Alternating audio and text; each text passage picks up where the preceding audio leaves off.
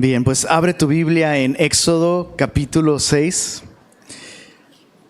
Hoy nos toca este capítulo en nuestro viaje por Éxodo. Éxodo capítulo 6. ¿Y me acompañas a orar? Vamos a pedirle al Señor que nos hable. Mi Dios, gracias por revelarte a nosotros a través de tu palabra. Ayúdanos a recordar, Señor, que no nos estamos acercando simplemente a un libro, nos estamos acercando a ti, Señor. Y a ti te ha placido revelarte de esta manera. Por favor, Señor, abre nuestro corazón a tu voz, Señor. Abre nuestros oídos, abre nuestros ojos para ver con claridad las maravillas de tu persona, las maravillas de tu ley, Señor. Y, Señor, derrama de tu espíritu en nosotros. Guíanos a la verdad, Señor. No queremos solamente creer estas cosas y entenderlas, sino queremos vivirlas. Así que, Señor, nos sometemos a la autoridad de tu palabra. Y aquí estamos, Señor. Háblanos, que tus siervos te escuchan. Pedimos esto en el nombre de Jesús. Amén. Amén. Éxodo capítulo 6. Le hemos titulado a ese capítulo ¿Cómo responde Dios nuestras preguntas? Y le hemos puesto este título porque eso es justamente lo que está pasando aquí. De hecho, si lees el versículo 1, dice: Jehová respondió a Moisés. ¿Respondió qué? Respondió a sus preguntas. Justamente vimos a Moisés en el último capítulo preguntarle a Dios, preguntarle cosas fuertes. Le está preguntando: Señor Jehová, ¿por qué afliges a este pueblo? Y sabes, meditaba en la naturaleza de esta pregunta. Meditaba en la forma de esta pregunta. Es una pregunta fuerte, ¿estás de acuerdo? O sea, Moisés está preguntándole a Dios por qué Él está permitiendo o incluso Él está afligiendo a su pueblo. Y de entrada me hizo meditar mucho acerca de las preguntas. El hecho de que Moisés tuviera esta libertad para acercarse a Dios y preguntarle estas cosas me habla acerca del tipo de Dios que tú y yo tenemos. Tenemos un Dios que responde. ¿No te encanta eso? Tenemos un Dios que está dispuesto, que nos invita a venir a Él con nuestras inquietudes, con nuestras dudas, con nuestras preguntas. Y Él es un Dios que habla, es un Dios que se revela, es un Dios que quiere contestarnos. Y no sé si a ti te ha pasado, pero a veces nos cuesta trabajo creer eso, ¿no? Nos cuesta trabajo creer que Dios realmente quiere y puede contestarnos, pero eso es lo que vemos en la Biblia. Ahora, antes de entrar en el tema, hay dos tipos de preguntas. Hay preguntas honestas y preguntas deshonestas. Las preguntas deshonestas Dios no las contesta. Eso es muy interesante. Muy, muy interesante. Porque si tenemos muchas preguntas que Dios no nos contesta, tal vez no estamos haciéndolas con la actitud correcta. Déjame ponerte ejemplos bíblicos. Tenemos a Pilato delante de Jesús. Y Pilato pregunta: ¿qué es la verdad? ¿Y quién está frente a él, perdón? Aquel que dijo: yo soy la verdad. Pilato hace esta pregunta y Jesús así, mira. Porque su pregunta no es una pregunta honesta. Vimos a Faraón la semana pasada. ¿Y quién es Jehová para que yo deje ir a su pueblo? ¿Cuál fue la respuesta de Dios? Tenemos aquí a Moisés preguntando: Señor, ¿por qué afliges a este pueblo? Y Dios le responde. Eso es interesante. Hay una relación de dependencia por parte de Moisés. Entonces, de entrada lo que quiero que nosotros entendamos es que si tenemos una relación correcta con Dios, una auténtica relación con Dios, lo más natural, lo más normal, lo más sano es que tú y yo traigamos preguntas ante el trono. Esa es la actitud con la que Moisés está preguntando. Moisés no está poniendo en tela de juicio el señorío, la autoridad, la deidad de su Dios. Moisés quiere entender a su Dios y eso es maravilloso. Eso es maravilloso. Necesitamos ese tipo de relación con Dios en el que reconocemos que hay cosas que no entendemos, pero somos capaces de llevarlas ante Él en honestidad y Dios nos contesta. Dios no siempre nos contesta del modo que pensamos o que queremos, pero contesta. Y eso es lo que vemos en el capítulo 6. ¿Cómo? ¿Cómo Dios responde a este tipo de preguntas? Bueno, vamos a tener 4 reflexiones sobre este tema. ¿Cómo responde Dios a nuestras preguntas? Número 1, versos 1 al 5. Dios responde revelando su persona. Mira esto, dice así. Jehová respondió a Moisés: ahora verás lo que yo haré a Faraón, porque con mano fuerte los dejará ir, y con mano fuerte los echará de su tierra. Y habló todavía Dios a Moisés, y le dijo: yo soy Jehová. Y aparecí a Abraham, a Isaac y a Jacob como Dios omnipotente. Eso es un interesante concepto. En la Biblia vemos este título de Dios como un título recurrente: el Dios omnipotente, el Shaddai. Viene de una expresión en hebreo que hace alusión al poder de las montañas. Las montañas son símbolo de poder, símbolo de abundancia. Y hay todo un juego ahí de imágenes, porque así como las montañas proveen protección, ¿no? Proveen recursos. Los pechos de la madre son como montañas que nutren, que protegen a su bebé. Y por eso es que se habla de este concepto del Dios que tiene pechos, el Dios suficiente, el Dios que nutre, el Dios que es como una nodriza incluso. Entonces Dios está diciéndole esto a Moisés: hey, yo me revelé a Abraham como el Shaddai, como el Dios que nutre, como el Dios omnipotente, mas en mi nombre Jehová no me di a conocer a ellos. También establecí mi pacto con ellos, de darles la tierra de Canaán, la tierra en que fueron forasteros y en la cual habitaron. Asimismo, yo he oído el gemido de los hijos de Israel, a quienes hacen servir los egipcios. Y dice ahí: y me he acordado de su pacto. ¿Te das cuenta que Dios contestó la pregunta sin contestar la pregunta? O sea, ¿cuál fue la pregunta? ¿Por qué afliges a este pueblo? ¿Y cuál fue la respuesta de Dios? Déjame hablarte de mí. Déjame decirte quién soy yo. ¿Sabes? Esa es la primera y más importante respuesta que Dios quiere darnos. La respuesta de Dios a nuestro sufrimiento es Dios mismo. Eso me encanta. Dios no respondió dando argumentos o explicaciones. Pudo haberlo hecho, ¿verdad? Pero Dios no contestó con argumentos o explicaciones. Dios contestó revelando quién es Él, revelando su propia persona, revelando su carácter. Es más, revelando el hecho de que Él está allí. Fíjate esto, fíjate en el énfasis. Verso 3, aparecí a Abraham, a Isaac y a Jacob. Verso 4, establecí mi pacto con ellos. Verso 5, asimismo yo he oído el gemido de los hijos de Israel, a quienes hacen servir los egipcios. En otras palabras, Moisés, yo soy el Dios que te dio padres. Yo soy el Dios de Abraham tu padre, de Isaac tu padre, de Israel tu padre. No existirían como nación si no fuera por mí. Les hice promesas. Tengo un pacto con ustedes. Y además, Moisés, tú tienes unos cuantos días viendo el sufrimiento de tu pueblo. Te fuiste a Madián por 40 años. 40 años. Durante esos 40 años tú no viste ni oíste. Pero durante esos 40 años yo he estado aquí. Yo he visto, yo he escuchado. Soy el Dios que se hace presente. Chicos, eso es algo esencial para el Evangelio. En el centro del Evangelio tenemos un Dios que responde a nuestra necesidad haciéndose presente. Tenemos un Dios que se hizo carne y habitó entre nosotros. Tenemos un Dios que conoce nuestro sufrimiento, no solo desde la omnisciencia, sino desde la experiencia. ¿Entiendes la diferencia? Dios no tendría necesidad de haber experimentado el dolor, el hambre, el cansancio, el sufrimiento. No tendría necesidad, pero se hizo carne y habitó entre nosotros. Y por eso la Biblia nos dice que tenemos un sumo sacerdote que puede compadecerse de nuestras debilidades. Él sabe lo que es caminar en nuestros zapatos. ¿No te encanta eso de nuestro Dios?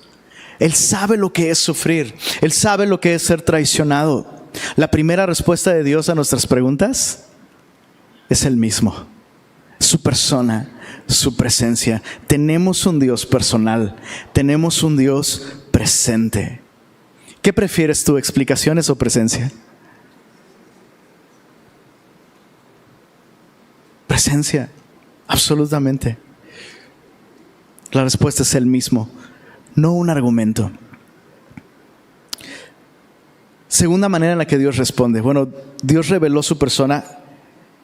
Antes de ir al siguiente punto, mira el verso 5. Hay algo importante ahí antes de avanzar.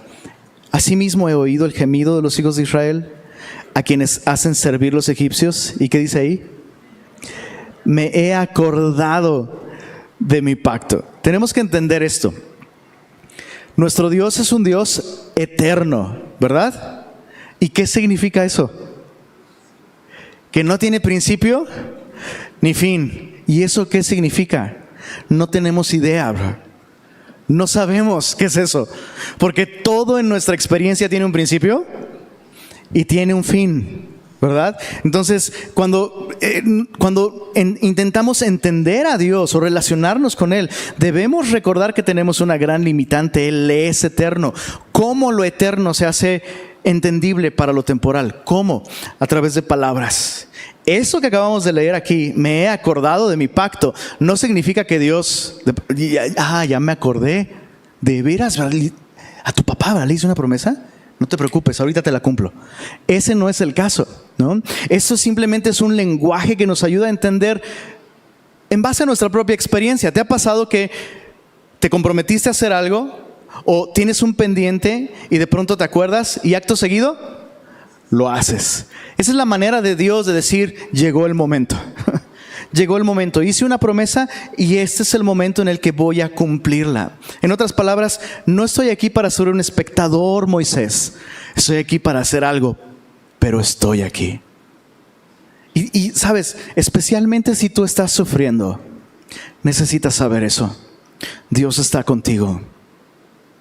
Dios podría cambiar las circunstancias, quitar el dolor de inmediato. Quisiéramos un Dios anestesiólogo, ¿verdad? Pero muchas veces Dios no nos anestesia, pero sí está presente. Está allí contigo. Le importas, conoce tu dolor y va a hacer algo. Chécate lo que va a hacer. Segunda manera en la que Dios responde a Moisés. ¿Por qué afliges a este pueblo?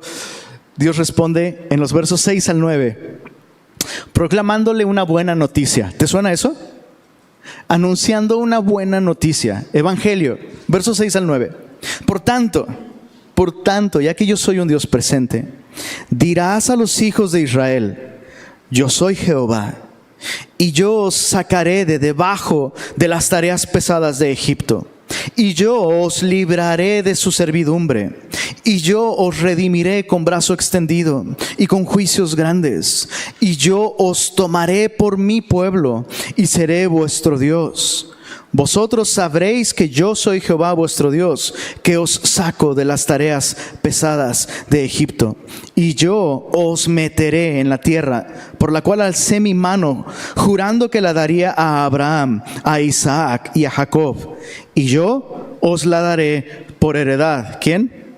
Dice ahí, yo, Jehová. ¿No te encanta? En su idioma original es muy enfático el yo.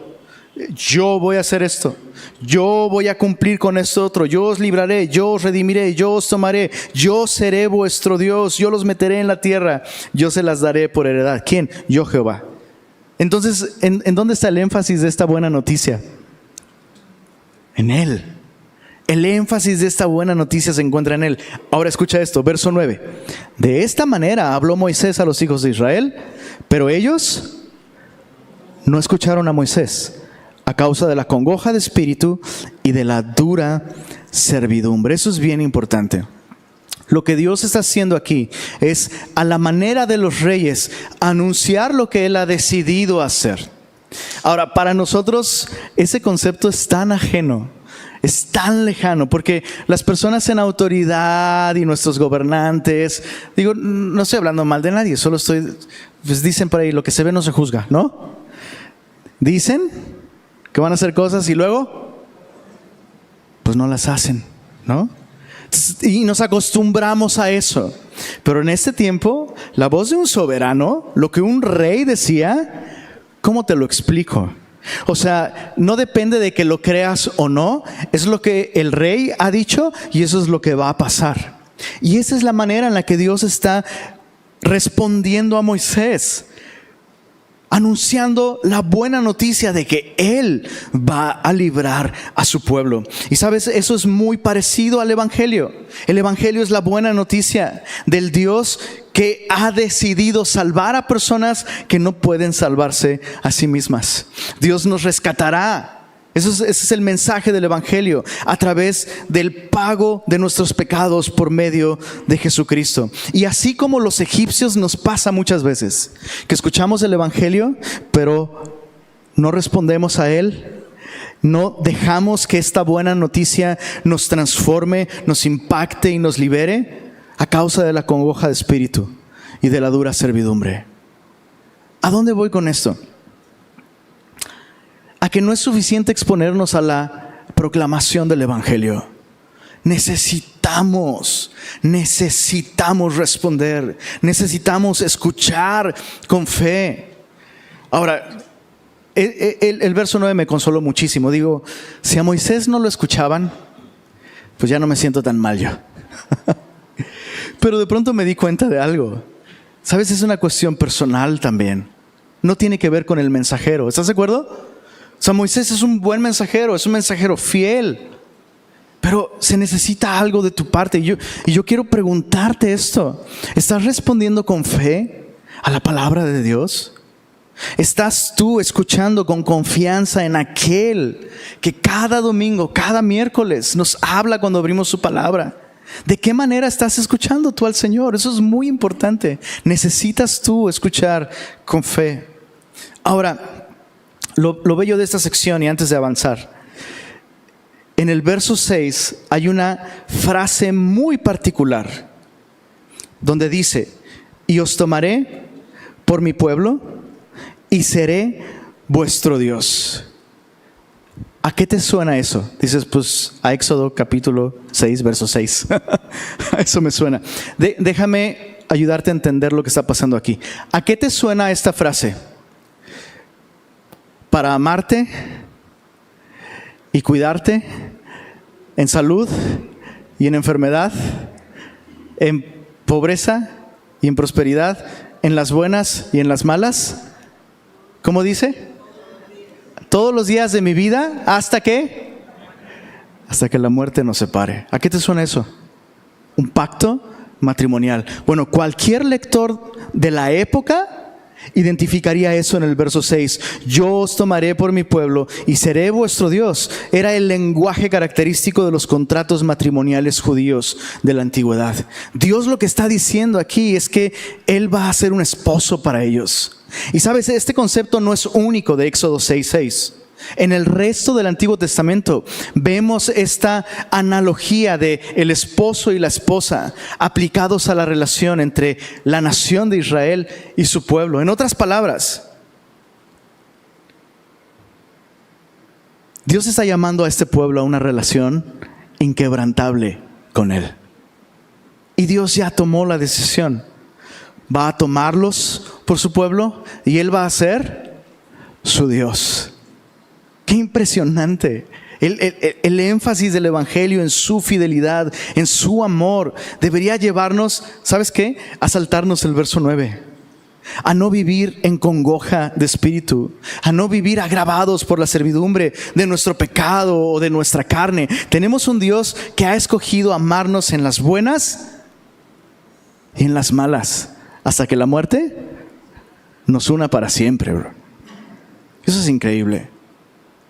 Ahora, quiero que medites en esto. ¿Cómo es tu relación con Dios en ese sentido? O sea, de aquí para allá, ¿sí es en las buenas y en las malas? De aquí para allá, el amor, el servicio, la adoración, de aquí para allá, ¿es en la salud y en la enfermedad? Si somos honestos, la respuesta sería: ¿qué onda? La respuesta sería: chicos, estamos en semilla, ¿eh? Podemos reconocer la realidad aquí. No somos fieles con Dios como Él lo es con nosotros. Pero te tengo buenas noticias. El cristianismo no depende de nuestra fidelidad, sino de su fidelidad. Esa es la gran diferencia, ¿sabes? Entre el Dios al que tú y yo adoramos. Te dejo de tarea. Bueno, le voy a dejar una tarea a mi querido Moy si nos prende otro clima. Eso sería bueno. Creo que faltan 2. Eso sería maravilloso. Pero te dejo de tarea que leas al profeta Oseas esta semana. Y no me estoy freseando, Dices, el pastor está freseando ahí. Así se llama el profeta, se llama Oseas, está en el Antiguo Testamento. Te platico la historia así muy, muy resumida. Dios le dice a este profeta: ve y cásate con una prostituta. ¿Y qué crees que hizo el profeta? Pues obedeció. Fue y se casó con una mujer dedicada a la prostitución. Y tuvo 2 hijos con ella. Y luego esta mujer, pues ¿qué crees que pasó? Tienes que leer el libro. ¿Verdad? Obviamente esta mujer nunca cambió su estilo de vida y terminó esclavizada una vez más por dedicarse a su profesión. Terminó esclavizada. Y ya estando en esclavitud y lejos de su hogar, y el pobre Oseas con sus 2 pequeñitos, ¿qué crees que le dijo Dios?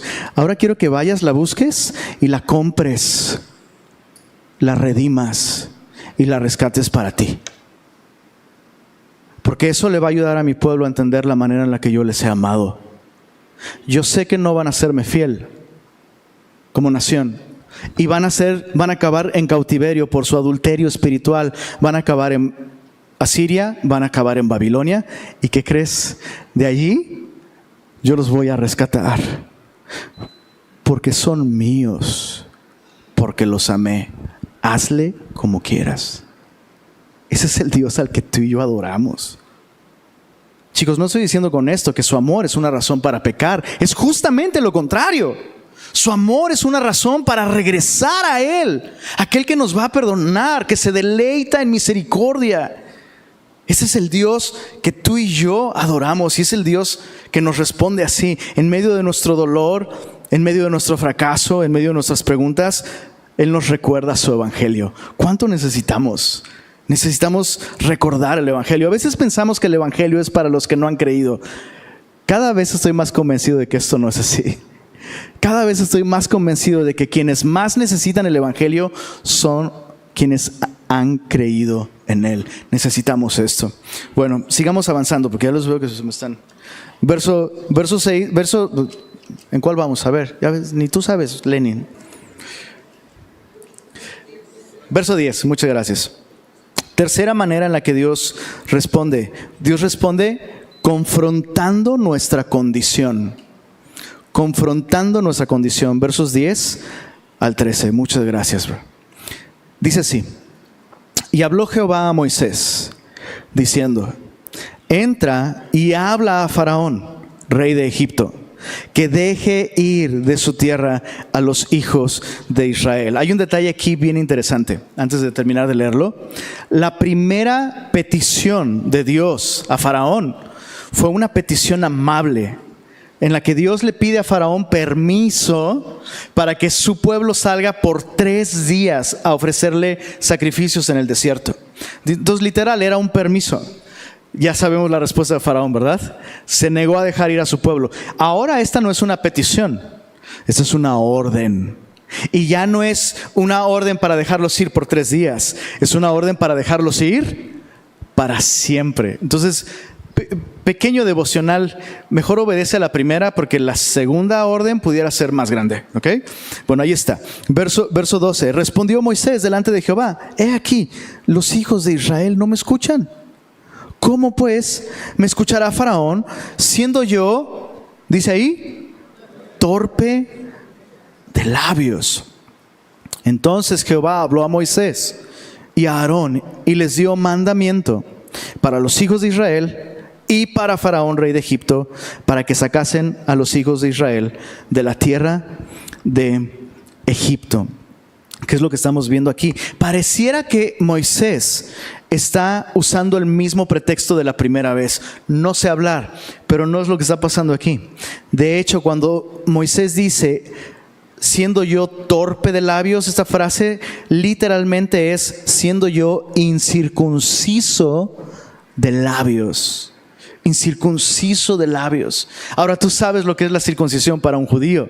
Representaba su relación con Dios, era un símbolo de su relación con Dios. Y más adelante Dios va a decir en los profetas: no quiero que circunciden su carne, sino que circunciden su corazón. Es ahí, es despojarte de tu carne, de tus esfuerzos, ¿no? De tu pecado, y confiar en mí. Ahora, lo que Moisés está diciendo esencialmente es: reconozco mi condición. Soy incircunciso de labios. Es como si Moisés dijera: la mayor necesidad de transformación la tengo yo. O sea, pareciera que Moisés incluso está reconociendo su falta de fe, incluso la falta de sinceridad al anunciar un mensaje que él mismo está teniendo trabajo en creer. Me encanta cómo Moisés se ve confrontado con su propia condición. Soy un hombre incircunciso de labios. Me recordó al profeta Isaías. Todos aquí conocemos el famoso capítulo 6 de Isaías, ¿verdad? Cuando Isaías tiene este encuentro con Dios y su respuesta ante la manifestación de Dios es: ay de mí, que soy hombre de labios inmundos. Entonces, fíjate qué interesante. Cuando Dios responde a nuestras preguntas, cuando Dios responde a nuestras inquietudes sobre por qué el mundo está como está, mi familia está como está, la situación está como está, qué interesante que Dios sí revela su persona, anuncia su evangelio, pero Dios me hace ver que la mayor necesidad se encuentra ¿en dónde? Entonces, ¿quién está peor, México o nosotros? Pues nosotros somos México, ¿no? Pero siempre exteriorizamos el problema. El problema está afuera, ¿no? Y Moisés está entendiendo al relacionarse con Dios y escuchar su revelación. Moisés entiende: ¿sabes qué? Creo que el que necesita ser libre soy yo, Señor. Me está costando trabajo confiar en ti. Y quisiera ser congruente. Quisiera que mis labios anuncien lo que verdaderamente he creído en mi corazón. Es un poco como el padre que dice: Señor, creo, pero ayuda a mi incredulidad. ¿A dónde voy con esto? Lo voy a decir en términos muy sencillos. Una persona que realmente está escuchando a Dios, una persona que genuinamente está oyendo a Dios, va a ser cada vez más consciente de su propia necesidad y de su propio pecado. Un cristiano que se siente muy bien consigo mismo conforme pasan los años está yendo para atrás, no para adelante. Y te animo a que lo estudies. Chécate al apóstol Pablo. ¿Cuál era el concepto que él tenía de sí mismo? Y te invito a que leas sus últimas cartas, las cartas a Timoteo. Pablo termina al final de su vida reconociendo que él es el primero de los pecadores.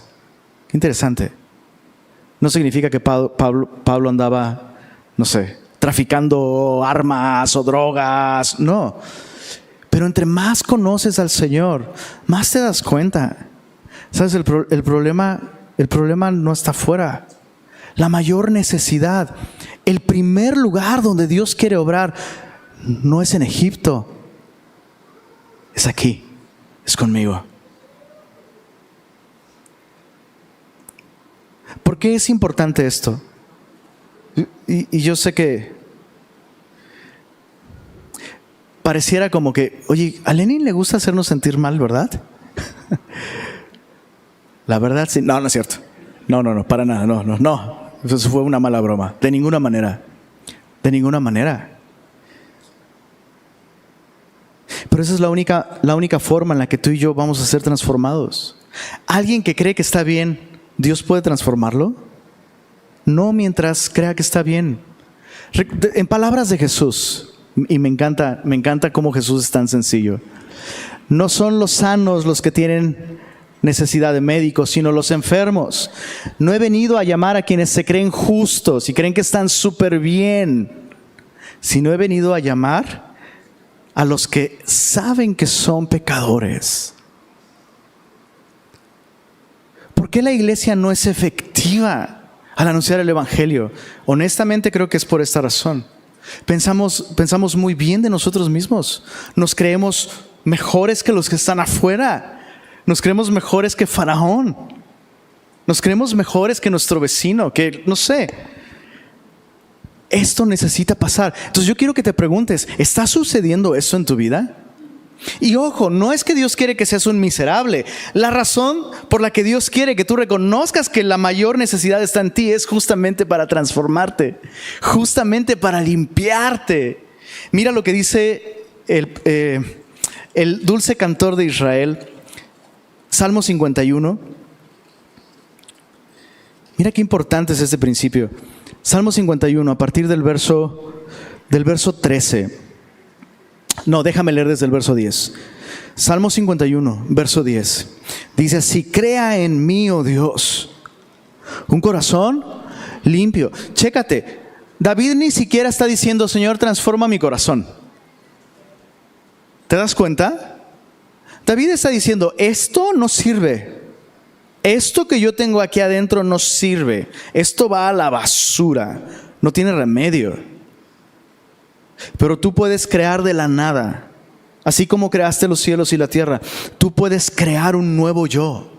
Tú puedes darme un nuevo corazón. Crea en mí, oh Dios, un corazón limpio. Renueva un espíritu recto dentro de mí. No me eches de delante de ti y no quites de mí tu Santo Espíritu. Vuélveme el gozo de tu salvación. Espíritu obediente o noble me sustente. Verso 13, mira cuál va a ser la consecuencia. Si somos transformados, si somos limpiados. Verso 13, entonces enseñaré a los transgresores tus caminos. ¿Y qué dice ahí? Y los pecadores se convertirán a ti.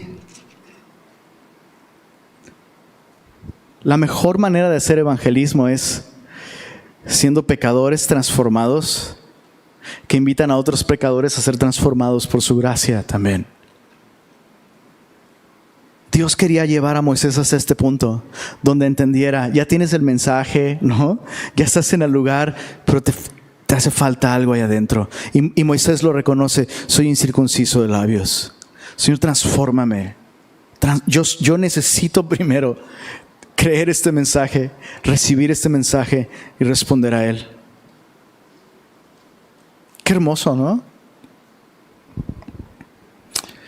Entonces, punto número 1, Dios responde revelando su persona. Número 2, Dios responde anunciando o proclamando el evangelio. Número 3, Dios responde confrontando nuestra condición. Ya voy a terminar, se los prometo. Versos 14 al 30. Dios responde, vamos a leerlo, y ustedes me dicen cómo Dios responde al final. Versos 14 al 30. Estos son los jefes de las familias de sus padres. Los hijos de Rubén, el primogénito de Israel: Anoc, Falú, Esrón y Carmi. Estas son las familias de Rubén.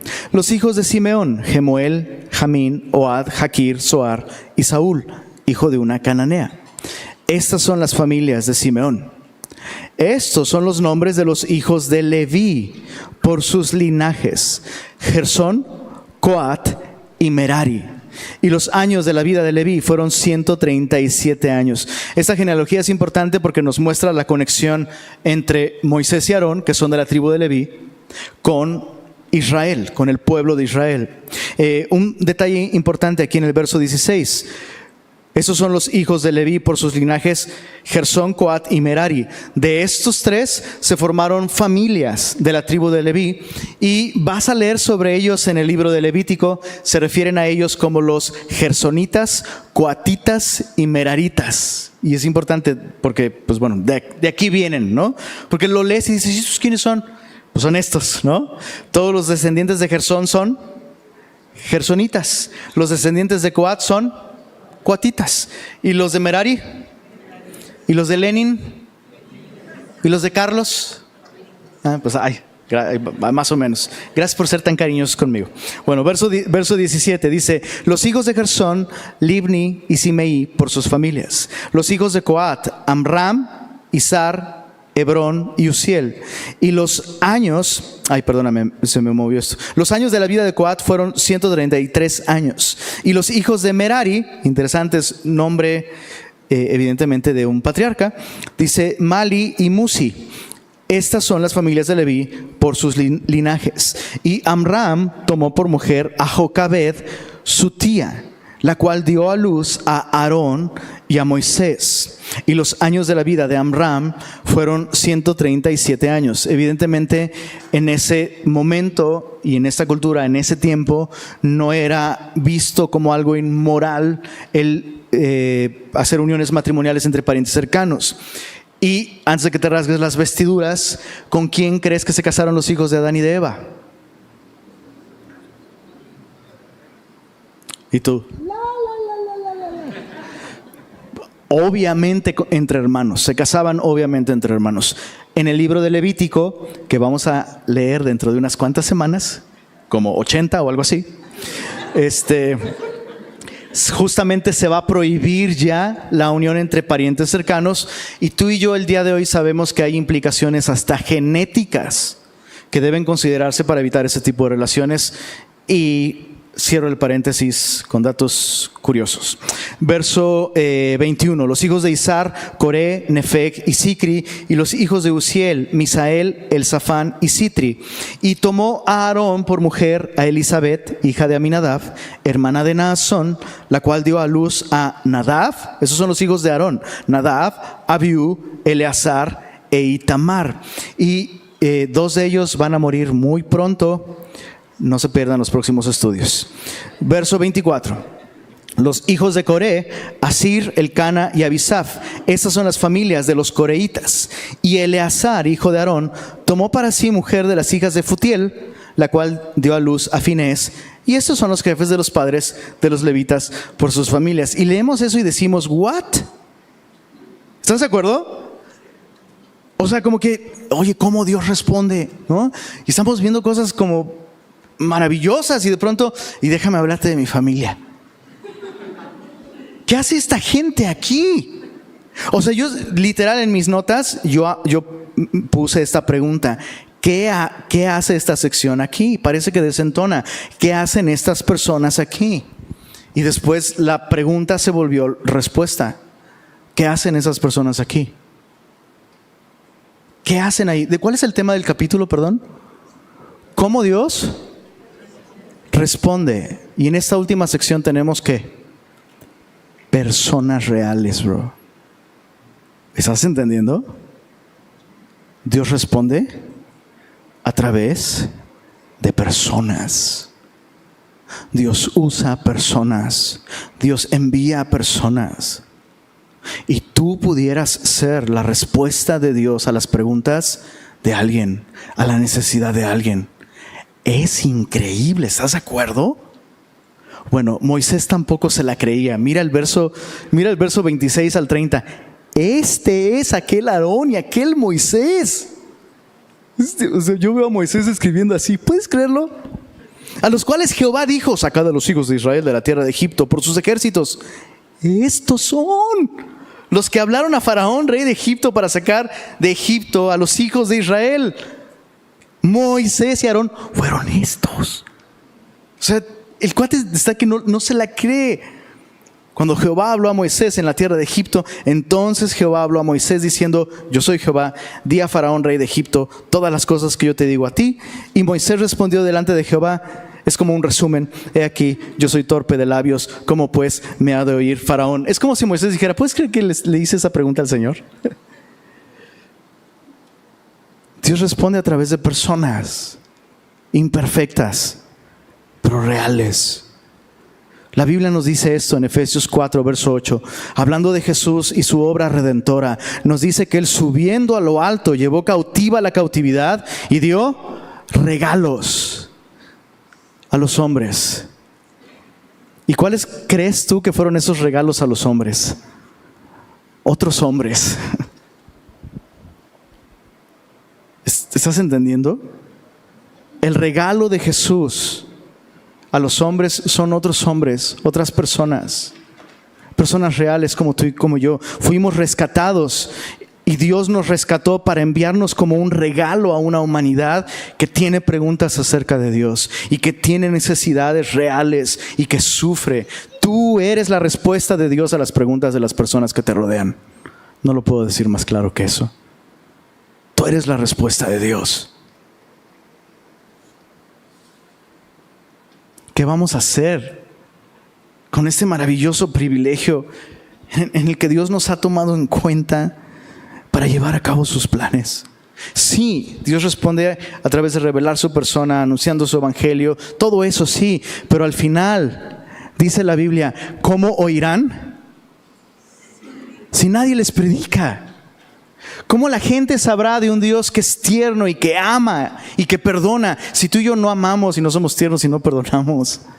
¿Cómo la gente sabrá de aquel que no vino a ser servido, sino a servir y a dar su vida en rescate por muchos, si tú y yo no servimos y no damos nuestra vida, nuestro tiempo, nuestros dones, nuestro esfuerzo a otras personas? ¿Cómo? Imposible. No porque Dios no pueda hacerlo a través de otros medios, pero ¿qué crees?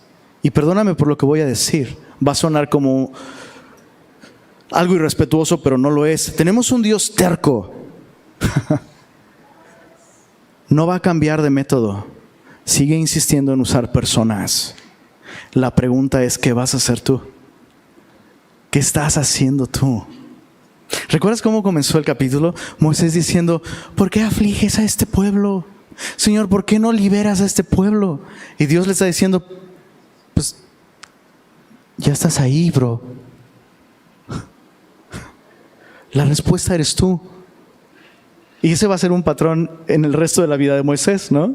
Llegan hasta el Mar Rojo y, ¿por qué clamas a mí? ¿Qué tienes en tu mano? Pues te envié. Haz lo tuyo. Necesitamos deshacernos de esta idea de que la obra la tiene que hacer alguien más. Necesitamos dejar de orar. ¿El pastor dijo que necesitamos dejar de orar? Sí. Necesitamos empezar a actuar.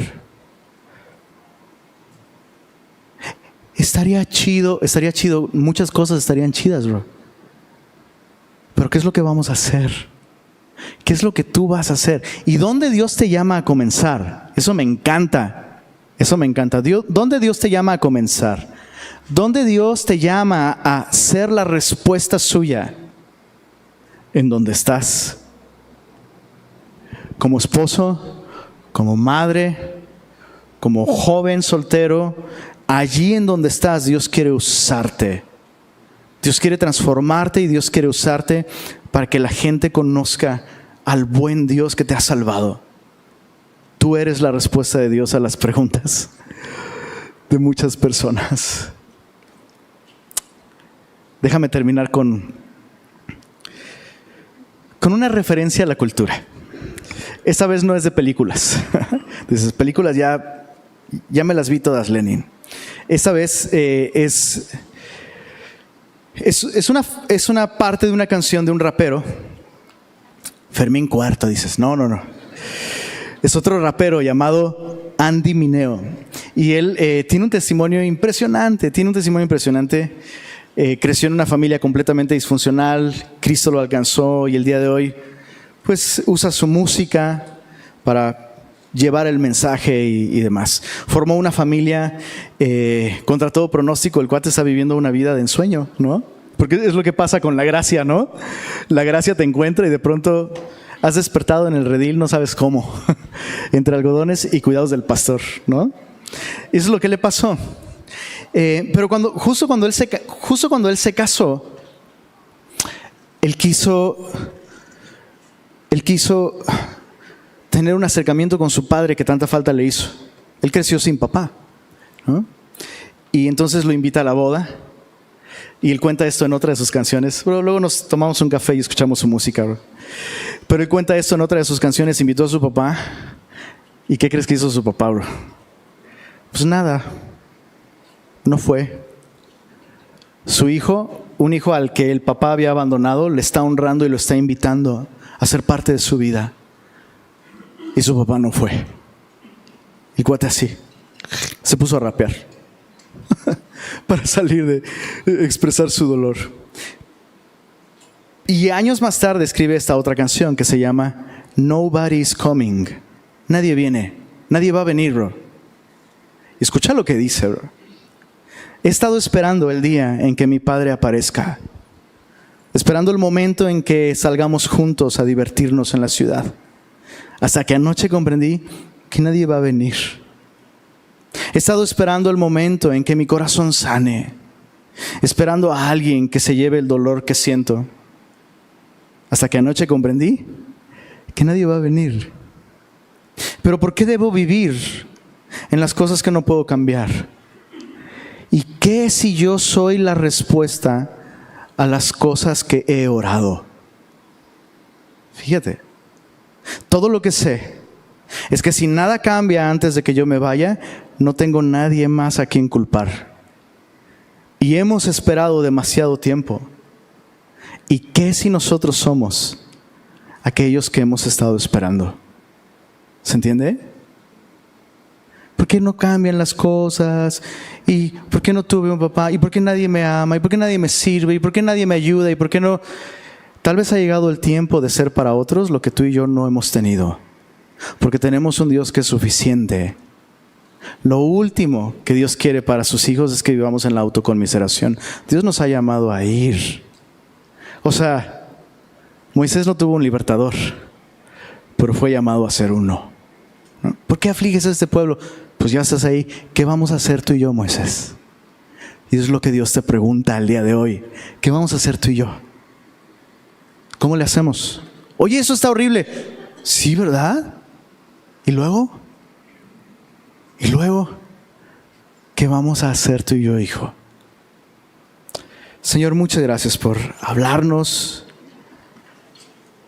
por transformarnos a través de tu palabra. Gracias por responder a nuestras inquietudes, a nuestras preguntas. Gracias, Señor, por tomarnos en cuenta, por invitarnos a participar en tu obra. Perdónanos, Señor, porque luchamos con esto, Señor, luchamos con el egoísmo. Vivimos centrados en nosotros mismos.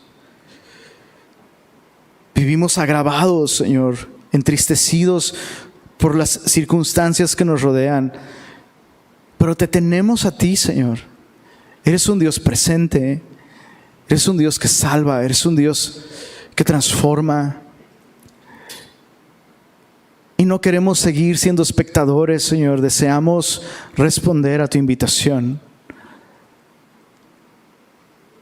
Señor, se ha dicho que nosotros podríamos ser la única Biblia que otras personas leen. Y hoy te pedimos que hagas eso de nosotros, Señor. Queremos ser cartas abiertas, vistas y leídas por todos los hombres. Queremos que nuestras vidas den testimonio de ti, Señor. Úsanos, Señor. Te invito a que te pongas de pie y pídele al Señor que Él te use esta semana de un modo específico.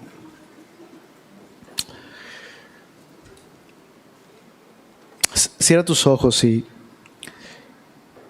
yo sé que el Señor te va a mostrar maneras muy específicas en las que Él te ha llamado a servirle y a reflejarlo. Señor, pedimos de tu gracia una vez más. No queremos simplemente salir de aquí y listo, Señor. Queremos salir de aquí enviados por ti. Capacítanos, Señor. Llénanos de tu espíritu. Danos fe, danos valor, danos sabiduría para servirte allá afuera y ser extensiones de tu amor y de tu gracia, Señor. Queremos ser tus manos, ser tus pies allá afuera. Y permítenos comenzar en casa, Señor, donde estamos, en nuestro trabajo, en nuestras escuelas, con nuestros vecinos, Señor. Permítenos comenzar allí, Señor, donde tú ya nos has colocado, Señor. Permítenos, por favor, Señor, ser un reflejo de ese Dios personal que tú eres, Señor. Y gracias una vez más. Gracias por tu palabra. Oramos esto en el nombre de Jesús. Amén.